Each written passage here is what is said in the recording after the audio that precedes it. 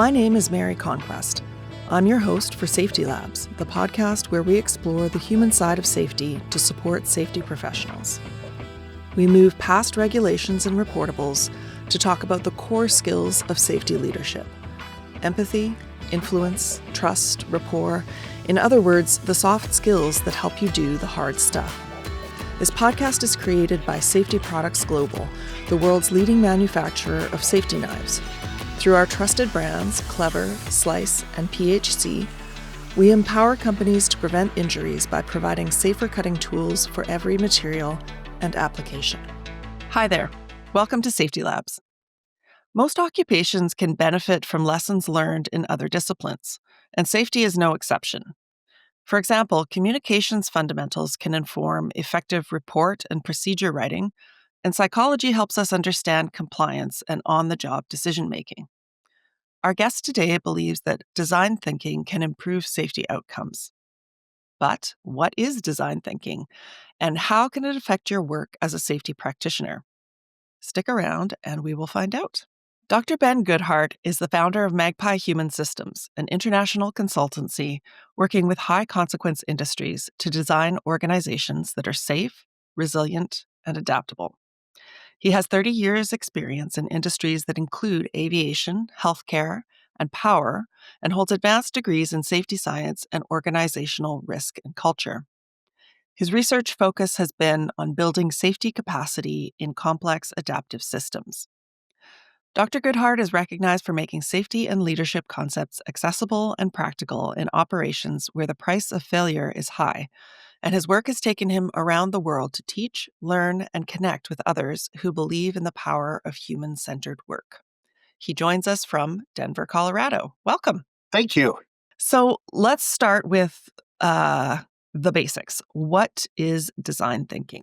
Design thinking is less of a thing, I think, and more of a lens, and then that makes it almost even worse, doesn't it? Just to say things like that. It is a way of thinking that is focused most on the user. And I think in safety, that's super easy for us to forget. We think of safety as this moral imperative in this series of controls and cool things that we can do. And then sometimes we get out in the field and there's people actually doing work that are going, what in the hell did this person do? Why are they asking me to do this? And so design thinking is a way to sort of build that into the process. And, it doesn't come from safety, which is sort of neat. Some of the best ideas maybe don't. But if you were looking for it, you'd go, Stanford has their design school, which, because designers have to name things in a cool way, they just call it the D school. But they're sort of the place where all of this really came together. So that's kind of a cool way to start. I call it a design thinking framework, framework lens. As you said, it's kind of hard to pin down, but what's the importance of user experience? Well, the beneficiary of safety is the user. I mean, safety by itself, just floating out in space, I think, if we're talking about controls, a control in safety is meant to separate a user, a person, from some potentially bad thing. So I don't know. It seems strange to me that we don't talk more about user experience or user-centered design in safety. Without a user, there's no, I don't know, someone's going to listen to this and tell me there is such thing as safety without a user, but I'll die on that hill, I think. It's the user is who benefits. So along those lines, you've written previously, safety is not a singular outcome, it's a process. Can you expand on that? One of the things, I think Dave Woods says it, other folks have probably said it too, is that safety is a verb. It's not a noun. It's not something that just exists. It is a continuous set of processes or a continuous cycle of learning or a continuous way of approaching the effectiveness of controls. And I think the cool thing about design thinking is it's cyclical in that way, right? There's an element of it that speaks to iteration, in the words of design, and that idea that we're constantly iterating toward a product or a process or something that works better. Yeah, so I mean, originally design is designing products, physical products, I think, and software, right? Yeah, I think, if you look back at design thinking, I don't know, I am not a designer by trade. I'm just a person who likes good ideas. And I think these folks are probably onto something. But if you look back sort of as a non-designer at where some of this comes from, it's really product design. And I think some of the cool stories are around Apple computers back in the 80s and this real focus on this connection to a user instead of just a device. And I think everybody, even if you don't use Apple computers, everybody sort of understands that connection and the whole Think Different campaign back in the 80s. And the fact that once Apple gets a user, that user is with them, forever. And yeah, exactly. And I'm not saying that, well, maybe I will say it, I guess, but there's a big part of safety that is marketing, right? You don't walk in a room and everybody's like, what? Holy shit. Oh, God, see, I told you I'd say bad words on here. Holy crap, the safety person's here. It's amazing, right? It's not a typical response in most people's career. But a well-designed product or an experience, people do get excited about it, right? Designers always talk about delighting users. I'm not sure we're delighting anybody with safety, but I think maybe we don't, you know, um, crush their will to live. you know, it's, and we do that, right? We write policies and procedures and they're miserable. And then we go catch people doing something wrong at work and we tell them that they don't know what they're doing. And the, like the whole experience and process it's no good. So I think there's a lot of room for sort of mapping that life cycle of how we want that experience um, to sound and feel and look like. I want to go back a little bit to you talk about design thinking being particularly effective at tackling wicked problems. Yeah, So, what in this, and we don't mean wicked like wicked. We yeah. mean Well, maybe, yeah. I don't maybe we know. mean that. Sure, it Um, depends. so what? But classically, or in the literature, or in the discussion, what constitutes a wicked problem? I think of all this too as sort of trying to avoid a vocabulary test. So I'm just going to say that complexity, which people are increasingly more familiar with, right? Organizational systems have a tendency toward complexity. Any system with a lot of people in it sort of tends toward complexity. So these complex interactions, dependencies, influences that we can't always know, right? There are sometimes these unknowable emergent things. Wicked problems live there. They are those things that I can't turn one dial and see some sort of predictable outcome. And I think as it relates to safety, that's the most important thing is we tend to approach safety. I was talking with someone about this actually just today about this sort of collection of things, right? We'll do this thing, this thing. And as long as there's more things, safety will be better. And now we get into this argument, right? Of if safety is a verb and it's not just some intransient state, uh, if it's a wicked problem, or at least kind of go within one, we can't just do this thing and this sort of additive approach. So I think that's maybe the useful way of thinking about a wicked problem. There are definitions to this thing, and you can, boy, if you dive into some of the really cool design literature on it, you'll get plenty of differing opinions on what that means. Why is this relevant to design thinking? Like, why is design thinking particularly well suited to deal with complex problems?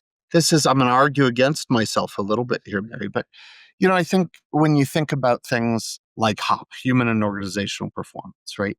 It's less of a framework, more of a set of principles. It's almost a way of thinking about the world, but there's just enough structure that we don't go wild, right? So is HOP a good way to approach safety, not as the absence of failure, but as the presence of controls and capacity building? Yeah, perfect. but it's not the set of instructions. And there's where I think design thinking sort of connects, right? It is also not a set of instructions. It is a way of thinking about how we understand the world around us, understand a user's perspective of that world, the constraints that shape their experience, how we can prototype, right? Rapidly experiment, micro experiment in that organizational system, and then iterate through that process to get that feedback from a user. You know, I think another good connection to Hop, and not to get us too far off topic, but when you think about Hop, right, it talks about people make mistakes and context drives behavior. If I want to know about context, who do I talk to? I talk to the user, right? I talk to the user. So here's our connection immediately. Now, most of us don't just show up to work and we have some sort of formal classical user-centered design training or education. And I think what's sort of nice about design thinking is it's a little more accessible. I don't know if you're going to be the world's preeminent product designer after, taking a 20-minute online course, but it's accessible and it helps shape, I think, pretty effectively the way of thinking. Yeah. So speaking of, and again, this isn't really instructions, but a framework, there are some phases or some different kind of uh, exercises, phases that you move through when you're using a design thinking process. So give us the Cliff's notes. It's Cole's notes in Canada. It's Cliff notes in the Oh, in is the it? States. All Yes. right. Well, Cole can have notes. That's fine. What are the Cole's notes on the phases of a design thinking process? And again, this is where I always get worried about things like this in the same way that I do really with Hopper, anything that is a framework, right? Out in the wild, I think frameworks get turned into process or procedure, and then I start to freak out a little bit. So I'm going to skip going through the actual steps if you put this into the interwebs, as the kids say. Anybody who's listening, you'll find it and you'll see these steps to design thinking. But if we think about it just in a big picture view, we have to understand our user. That's a process of empathy. And in high consequence industries, we're not always known as empaths. So there's a bit of that empathy. One of the other things that I think is really cool about design thinking is, again, in high consequence industries where I work, we really freak out about experimentation. And design is all about micro experimentation. It's just testing stuff out. So we empathize with the user. We try to understand an unmet need is sort of the typical phrasing, and the constraints around that need. We come up with ideas. One of the things that happens a lot in design thinking is we talk about speed, not accuracy. So fast generation of ideas. So we're prototyping. And then we test. We test them. We see what happens. And I think another thing in organizations that we do is we do these big change initiatives, and then we act surprised when they don't go perfectly. And now we've put this out to 40,000 people, and it's hard to unring the bell. If we think about it like a designer does, and you have to think, I mean, this is pretty high stakes stuff, right? You design a car and everybody hates it. You may be promoted to customer pretty soon, right? So, this is a matter of a lot of user understanding, of experimenting, of getting that feedback, of iterating to get to that process. So it's doable stuff. And maybe I've gotten ahead of us a little bit here, but it seems like in our organizations, it's tough to experiment. And I think what you find is it seems scarier than it is. Well, we will get back to that. I do have questions about that, but I wanted to ask about inspiration, which is kind of the empathy stage. How does that practically play, like that idea play out? What does it look like in a safety context? How do you practice that? You've talked to Sam, I think, haven't you? Sam Goodman? Yes. Sam's got this wonderful deck of cards, operationally curious questions. Sam, I'm plugging these things, man. They are great. They're great cards. So if you're talking about inspiration and sort of how I get to that point, for me, I think is this act of asking really good questions. And there are books that will help you do this. The Book of Beautiful Questions is a good one. There's Humble Inquiry, Ed Shine's stuff can help.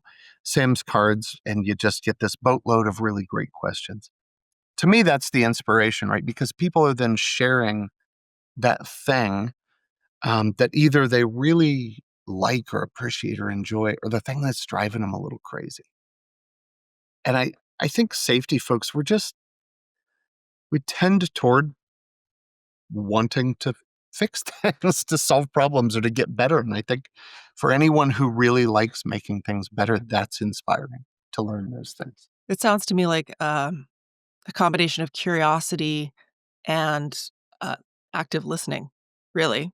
Yeah, and curiosity is tricky, right? It's we tell people all the time to be more curious, and that works about as well as telling an angry person to calm down. What do I do with that, right? Oh, go be more curious. Uh, okay, cool, cool. Um, the ways to operationalize that, I think, are those books on how we ask better questions. Um, it's for me, honestly, it's learning how to shut the hell up, right? And let people tell that story and just sit. And as you said, listen actively, listen with intent, and be a good story learner. The next, no, Okay. I agree. Sure. I, That's what I say about most of this too. No, I agree. I think I was just thinking that when you're listening, part of active listening is not just listening at the content, but sometimes the subtext. So sometimes the tone of what someone is saying, or if are they suddenly making a lot of or no eye contact, like are things changing as they talk. So that's what I was thinking about. No, look, I think there's a weird thing that happens is I think we go to work. It's another reason I think this idea of design is so important is this impetus of trying to learn new things. We go to work, most of us, and we get this technical training. Maybe we went to university, trade school, maybe it's OJT. We learn a skill, we do the skill, and we aim for mastery of producing a thing, producing um, some sort of an output, whether that's physical or otherwise, right? And that we don't do, people say, be more curious, pay more attention, care more, right? It's all these things that aren't really useful. And I think to be good at this idea of design, it just sort of shines a light on where we're maybe missing. I mean, empathy for me, Mary, I got to tell you, not a natural skill. It's just not. I didn't. I didn't emerge from the womb as an empath. I'm sort of the opposite, I think. I grew up in the Midwest and in Kansas of all places. You don't talk about your feelings. You shut up, rub dirt on it, and move on. But if we're just gonna, brush that under the rug, we never really learn all that well, right? We just suck it up and move on. And in a workplace, I think in a place with wicked problems, right, that just snowballs, gets tangled, and it's so tough to untangle. And I think as we go through that framework, and again, I'll keep drawing that connection to HOP, right? When I say context matters, all of a sudden I have to think about what in the world does context mean and how do I find it? Well, yeah, or learning isn't optional. You go, okay, right, cool. How do, am I learning? Yeah, am I learning as well as I should be? So it starts you on that path. We use a lot of tools to help folks get better at empathy. And again, I think as a framework, that's really the best outcome.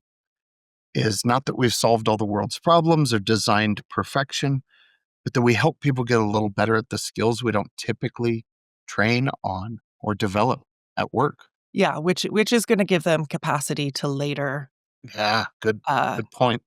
improve safety, right? Yeah, Okay, so I'd like to talk about ideation.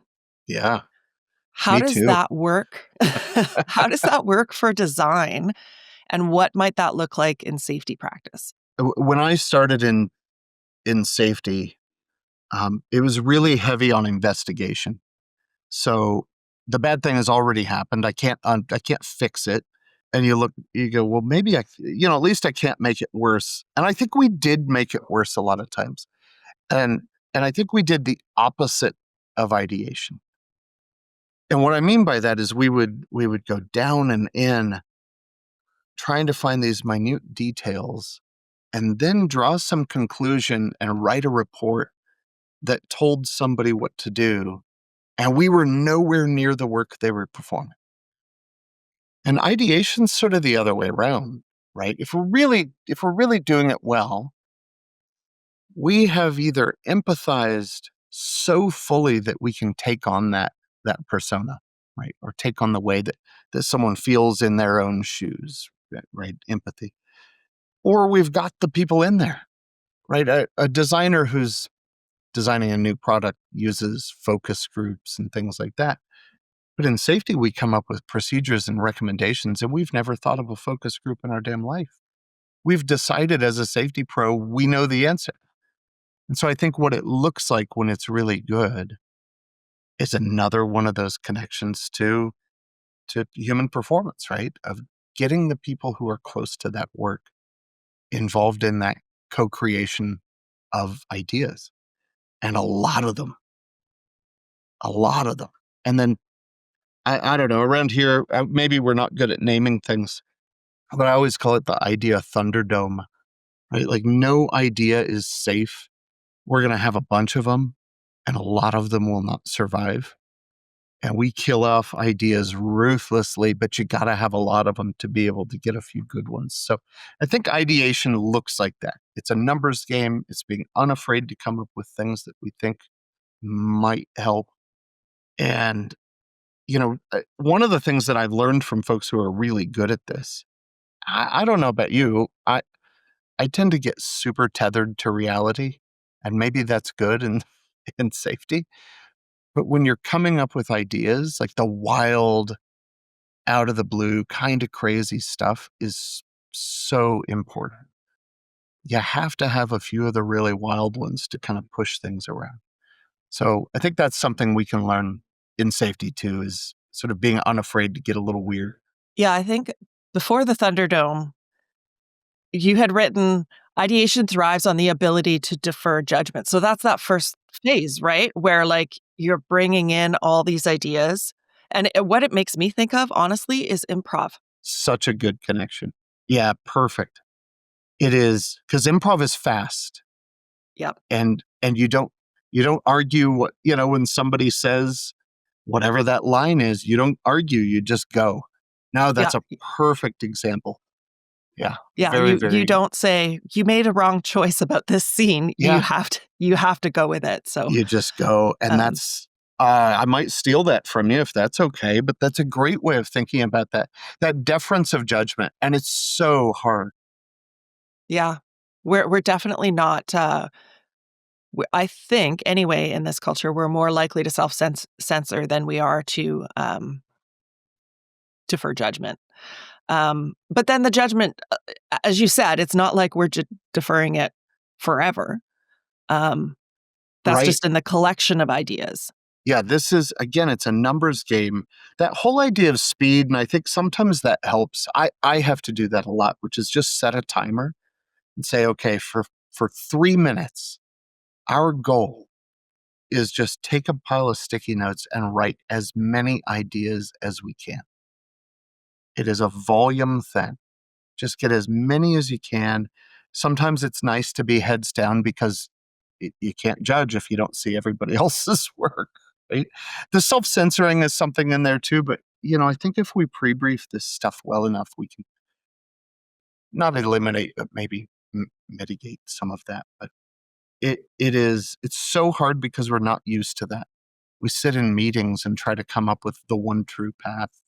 And now we're asking people to do the exact opposite of everything they've done. Yeah, we're asking them to stop being attached to looking or sounding clever, Well, I've never which is had that tough at work. problem.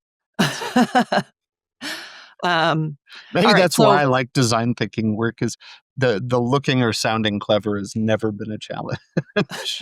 I'm not getting there, no matter how hard I try. I also think of like user research that I'm backing up a little bit here in but like when they design software, they look at heat maps. They look at where people's mouse stops. They literally look at the paths of where people's mouses are. And if one button is really hot in the heat map, they'll ask themselves, okay, well, why is that? Is it because it's confusing and they pause there, or and then they do a lot of user interviews to say, okay, well, if you see this interface in this software and you wanted to do this task, how would you go about it, to see if people are finding the menus, right? That sort of thing. Yeah. So the rubber hits the road, however, at the implementation phase. And it seems to me that implementation is actually where most safety practitioners spend their time. And I'm quoting I'm quoting you here in quoting other people, which is, quote, one of the common mantras of designers is build to think, test to learn. So I was wondering if you can tell us a little bit more about that idea. That idea of building is often, you'll see it as prototyping. And if you found yourself in a design workshop, I think you would probably find yourself being asked to prototype. And often, they have cardboard and paper and tape and just junk laying on a table. And you actually have to build this thing. And I think what gets really tricky and kind of cool, we do this with Legos a lot with folks, is even to force ourselves to build a concept.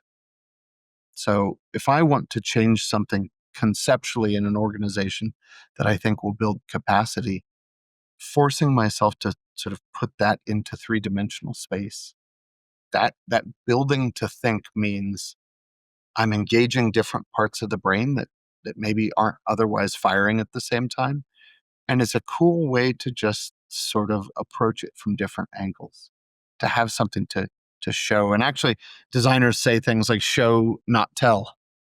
Right? Is another sort of, I don't know if that's a mantra exactly, but a pretty common thing that you would hear is uh, is build the stuff, break it, build it, break it.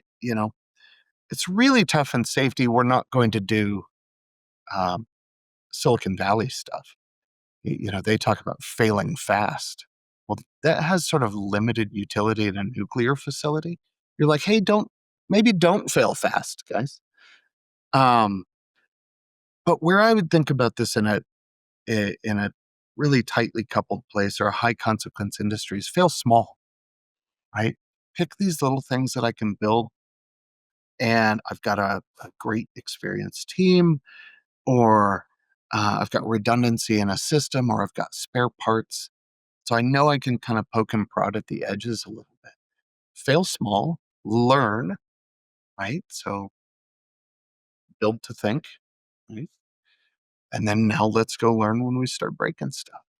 That's, I don't know, maybe that's it. That actually leads me right into the next question, which is, I imagine that there are times when safety practitioners, they see a lot of practices that need fresh thinking. So in their organization, if those practices or processes are systemic throughout the organization, it must sometimes feel insurmountable to get started.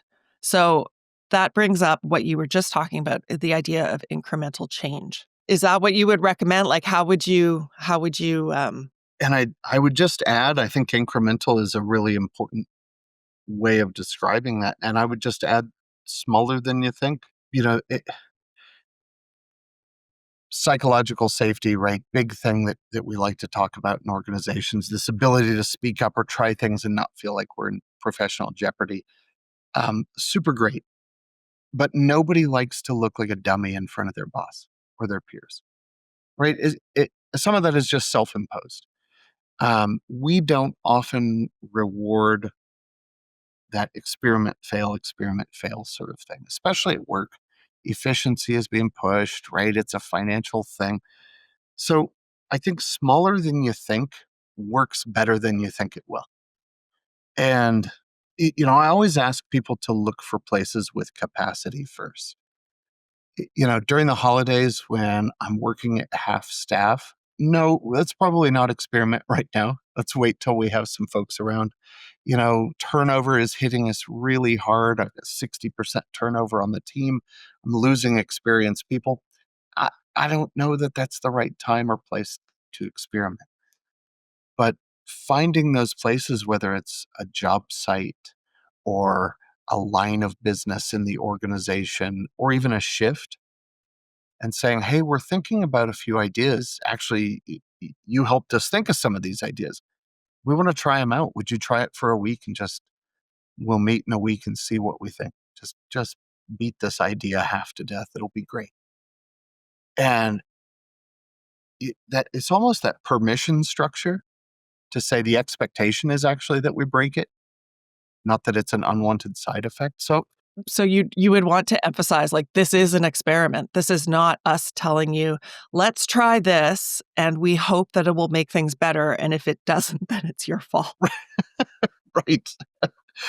Which, fun as that sounds, is is sort of a limiting experience at work if what we're trying to do is something cool. Daniel Hummerdahl talks about this a lot too, about this idea of small scale or micro experiments in organizations. Not maybe in the context of design or design thinking explicitly, but it's it's so frustrating to do, to change the Cracker Barrel logo and go full tilt and find out everyone hates it.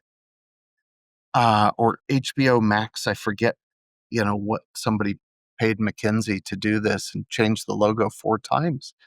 It's so much more expensive to do these things at scale.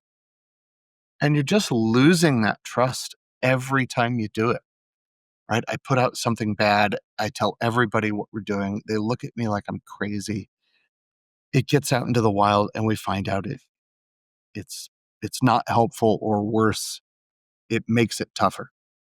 And I think intuitively, a lot of us, I'd say almost everyone knows that, right? And they're frustrated by it. But for some reason, the act of experimentation is scary. And you just want to shake people sometimes and go, you just experimented huge. I'm just asking for you to do it at a smaller scale. I don't know. It sounds like more fun to me. Can you give some examples, either fictional or real, demonstrating like an improvement in safety outcomes using the kinds of design thinking, the kinds of things that we've been talking about? I'm going to tell you the one that I think is the coolest, and we'll let anybody listening decide if they think it's cool. But I think it's pretty stinking cool. Is we were in an organization that had several operational units, but it had a unit that was in charge of maintenance, right? And it had some maintenance functions that were so critical that you would wear a vest that said, "Don't bother me. This is critical work." So you couldn't step away, right? You're following this procedure. If we miss a step, that's a big deal. And we're asking everyone in this organization, and they're doing it, right, to contribute and to report ideas they think are working, but definitely to report safety issues. And what you could see is that there were no reports, or very few, from the maintenance crew. Well, come on now. They see more than all of us, right? And why aren't they talking with us? So if you're thinking about this like a designer might, then you say, okay, it's time to get curious. It's time to learn, time to empathize, right? To get that inspirational bit. So now we start asking questions. Hey, could I hang out with you? Can I watch how the work? I won't bother you. The vest says don't bother you, but I'd like to just hang out. Maybe we can talk about it afterwards. And what you'd see is something would come up, and it's a thing that you would love as a safety person to learn about, and they just fix it and move on. Makes sense. They don't want to talk about their feelings. They fix it. And then at the end, you go, hey, do you think people on other shifts are facing the same problem? Oh, yeah, absolutely. Well, you seem to have a cool solution. Do they know how to solve it? Like, I don't know, probably not. What if we could share it? And then they knew. I don't know. Where do you want me to share it? I'm going to go fill out a safety report. It's in the next building on a computer. I don't know my login on the computer. I don't use that system. So then you want me to fill out a paper one? I don't even know where a paper one is. I can't leave the work. I have a vest that says don't bother me. And so we sat with folks and just asked the question, if it were easy to submit a report, what would it take? What would it take to be easy to submit a report? And people are just throwing out ideas. And again, we're setting a timer, we're throwing out ideas, and somebody says, well, if you could just like yell into space, here's my report, that would be good. And that gets overlooked, right? People, if you sat and judged that, you might say, that doesn't make any sense. But we sat down and started looking at ideas, and somebody said, well, what if you just yelled at Alexa? Like, what if on the toolboxes that you have with you, we just put an Alexa? And the cool thing is you could listen to music on it if you want. But what if we just made a function on it where you could say, hey, Alexa, file a report. And today, the way that they file reports in the maintenance department is by talking to Alexa, or for folks, some of the folks have watches that you can talk to. I'm not a technological expert. But we helped create that function. It's got a different name. Someone will tell me how I've messed this up too, to where you could just shout out into space and say, here's the report that I want to share. So we went from no reports to a whole gob of these things because we were willing to entertain what sounded like a crazy idea by one of these Alexas, throw the thing out, test it for a while, see what worked. End up finding out that it worked great, buy a few more and move on. To me, that's pretty cool. Yeah, I was thinking voice notes, but actually, hey, Alexa is easier. You don't even need your hands, right? So there are different ideas and systems, things like Six Sigma, total quality management, that people often see as sort of a marketing venture, or, and they all have adherents too. I'm not dismissing that. But what would you say to someone if they said to you, oh, design thinking, that's just another fad? Like it's just a... Yeah, I mean, Six Sigma is a thing. It's a process. It's, you buy into it. A lot of times you audit to it. It's like a style, right? So it is this idea of quality improvement or continuous improvement, but it's bell bottoms, right? At one point it was really in style, and maybe sometimes it's not. I think design thinking is just like pants, man. Everybody's should probably wear pants. There is no actual style to it. It's just an idea of kind of a way of thinking. I mean, I think everyone should wear pants. I'm starting to question this metaphor now, but it's always fun to talk about that. You would be hard pressed to find someone who would sell you design thinking or an audit to design thinking or a checklist. I mean, there's probably somebody selling anything. I don't know where you'd even go, but you could find vendor after vendor after vendor to help you implement Six Sigma or Lean, or buy you multicolored belts or something like that. Design thinking doesn't work that way. It is, if you went to, and you should look it up, right? Stanford has some pretty cool open to the public events. If you went there and talked to folks about how this works, there is no thing to sell. They're just describing how people get from, I wonder what it would look like if we made a really weird new toothbrush, from there to Sonicare. And there's a lot of steps and a lot of ways of thinking, but it isn't always intuitive. I think one of the one of the most valuable and interesting things that, that isn't intuitive, but people think are. And I'm hearkening back to something you said earlier, but telling people to be curious, but not teaching them how to ask better questions. Right. Yeah. Yeah. Shockingly ineffective. Right. If you had to boil down today's topic into one actionable step. So if there's a listener, safety professionals listening, Mhm. and they're thinking, this is cool, this is interesting. I I hope they I are. want to do something concrete. What shall I do? Yeah. I will tell people until the day I die, empathize. Figure empathy out. It's not easy for people like me, but it is learnable.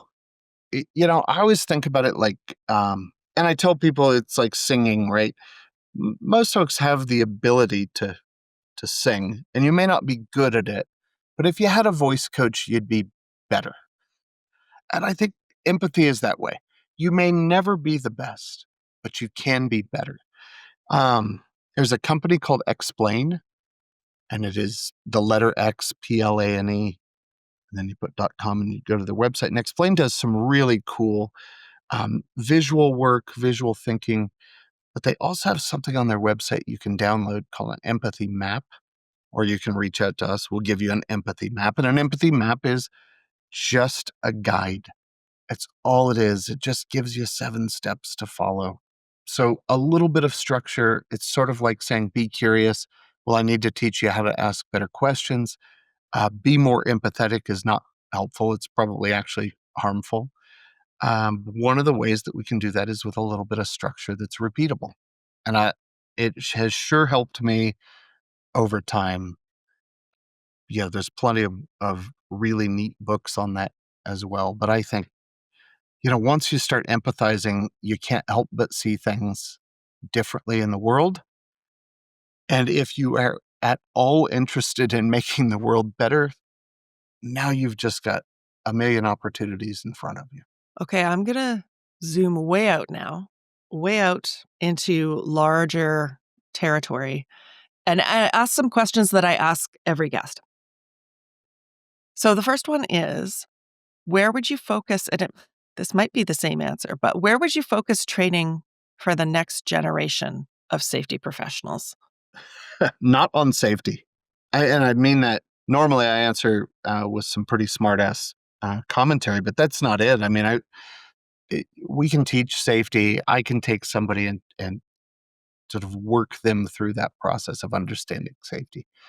The thing that safety professionals struggle with isn't that, right? Nobody's talking about their safety professional saying, boy, I don't think they knew much about confined space. Safety professionals often know the detail really well.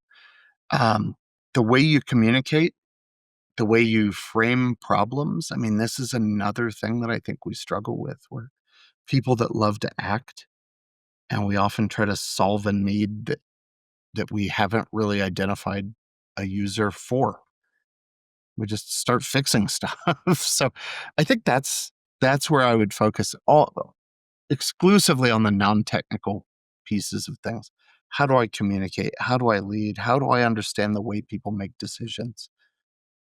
The safety stuff we'll figure out. And now we've reached the hardest question, I Uh, think. and I'm winded now a little bit. Okay, here we go.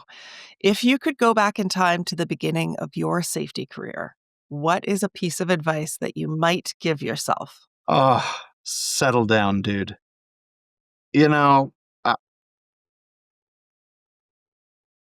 so much of my safety career is sort of a warning to others, Mary. I think I'm just you could write an entire book about, you know, th- thankfully I've been surrounded by enough smart people to help me identify things I should learn from. I think I I just think I thought I had some monopoly on good safety ideas. Which is ridiculous to think about. I was the least experienced person in the room, and for some reason, some of that is just being younger, I guess, but, um, I just thought knowing safety was way more important than it was. I really misunderstood the importance of actually that bias toward the people that do the work, that bias toward the action that they were in. So I think I would just tell myself, dude, settle down. You're not that important. You know? I think that's a common trap that younger people fall into, because they discover things and then they feel certainty and they're excited about certainty. And then as we get older, we hopefully get a little more comfortable with uncertainty. Hopefully. Man, that you should can that as this. So for anyone listening, Mary's just said the smartest thing on the whole podcast here. Among all the other smart things that you've said is that idea of just sort of not trying to get comfortable with uncertainty. And, that's just like be more curious or pay more attention, right? Be comfortable with uncertainty is not a useful thing to say, but there are really cool things you can do to learn how to navigate it a little better. And I think that's where those experiments come in too, is just learning in small chunks, trying to kind of figure our way around these things. Yeah, I think that's your snippet for this thing. I voted against myself, and this is your. Well, I think being comfortable with uncertainty sets you up for dealing with wicked problems, because they're complex and there's a lot of uncertainty, right? So you have kind of you've mentioned a couple things, but are there any books or websites or that you would recommend if anyone's jazzed about what they've heard today, that they should check out? I'm going to start. Well, I'll probably start and end with one, just as a really good place to build from. And it'll be a black hole. You'll dive in and find yourself sucked into this stuff. But there's a company called IDEO, and it's just IDEO. They've been around a long time. They're probably one of the best known design firms out there. And they've moved several years ago from really a focus on product design to organizational design. And I think that's really stinking cool. And they do a great job. And if you go there, then you'll find Tim Cook's stuff and you'll start reading Tim's books. And then you'll find articles and you'll find some webinars. But if I were to tell you where to start, that'd be it. I'd go to IDEO. They've got a lot of great places to go. And if you find yourself in too much trouble there, give me a holler and we'll find some more trouble. So on the note of giving you a holler, where can our listeners find you on the web? Safetyforhumans.com is Magpie's website. If you want just pure ridiculousness, Punk Rock Safety is a podcast that I do with Ron Gant and Dave Proven, two folks that I think you know. And definitely don't listen to that one, though. But if you do, skip episode 1. It's just a few knuckleheads talking about safety, but that's probably, or if you're in Golden, Colorado, stop by, knock on the door, we'll grab a cup of coffee. Well, that is a wrap, folks. Thank you, Ben, for joining me for a chat. Gosh, thanks for having me around. I appreciate it. And hey, listeners, come and join the safety conversation on LinkedIn. If you enter Safety Labs into the search bar in LinkedIn and then you choose posts, you will find our posts and the conversations that they generate amongst safety professionals around the world. So come have your say. I'd like to offer my thanks to the Safety Labs team for their enthusiasm and hard work to bring you interviews like we've just had and conversations on LinkedIn. Bye for now. This podcast is created by Safety Products Global, the world's leading manufacturer of safety knives. Through our trusted brands, Clever, Slice, and PHC, we empower companies to prevent injuries by providing safer cutting tools for every material and application. Until next time, stay safe.